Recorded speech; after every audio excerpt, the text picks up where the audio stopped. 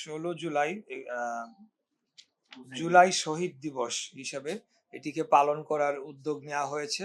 আগামী 5ই আগস্ট জুলাই গণ অভ্যুত্থান দিবস 2026 শিরোনামে একটি অনুষ্ঠান করা হবে এবং সেটি করা হবে চীন মৈত্রী সম্মেলন কেন্দ্রে। সেখানে আমাদের মাননীয় প্রধানমন্ত্রী চিফ গেস্ট হিসেবে উনি উপস্থিত থাকবেন। সেখানে আমন্ত্রিত হবেন বিগত 2024 সালের জুলাই আগস্ট গণ অভ্যুত্থানে শহীদ পরিবার এবং আহত পরিবার বৃন্দ। আমরা ভোর 6টায়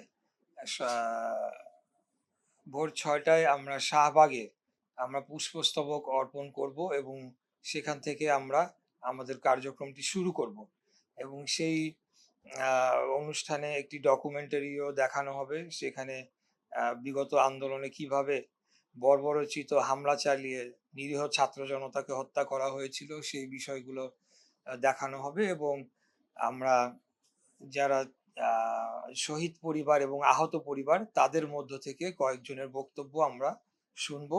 এই ধরনের একটি প্রোগ্রাম রাষ্ট্রীয়ভাবে আগামী 5ই আগস্ট পালন করা হবে, যেখানে রাষ্ট্রের সর্বোচ্চ যারা কর্মকর্তা বৃন্দ সহ সকলে যারা আছেন ওনারা উপস্থিত থাকবেন। আরেকটি কর্মসূচি যেটি মন্ত্রণালয় থেকে নেওয়া হয়েছিল সেটি হলো 16 জুলাই ঢালাইয়ে দৃঢ়তা, নির্মাণে নিশ্চয়তা।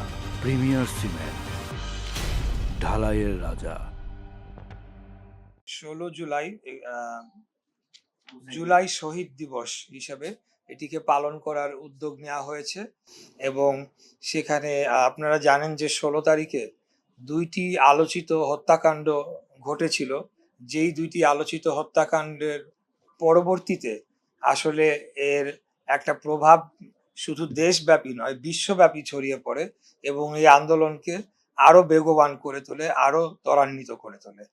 তো সেখানে আমাদের আপনারা আলোচিত হত্যাকাণ্ড শহীদ আবু সাইদের ঘটনা আপনারা জানেন। বেগম রোকেয়া বিশ্ববিদ্যালয় রংপুরে অবস্থিত। সেখানে এই তার এই আত্মত্যাগকে স্মরণ করে রাখার জন্য একটি স্মৃতিস্তম্ভ, সেটির ভিত্তিপ্রস্তর স্থাপন করা হবে। সেখানে আমাদের মুক্তিযুদ্ধ বিষয়ক মন্ত্রণালয়ের মাননীয় মন্ত্রী জনাব আহমেদ আজম খান তিনি উপস্থিত থাকবেন সেই ভিত্তিপ্রস্তর স্থাপন করার জন্য। এর পাশাপাশি আমরা শহীদ ওয়াসিম আকরাম, যেটি আরেকটি আলোচিত হত্যাকাণ্ড, সেটি ঘটেছিল চট্টগ্রামে এবং তার বাড়ি হলো কক্সবাজারের পেকুয়াতে।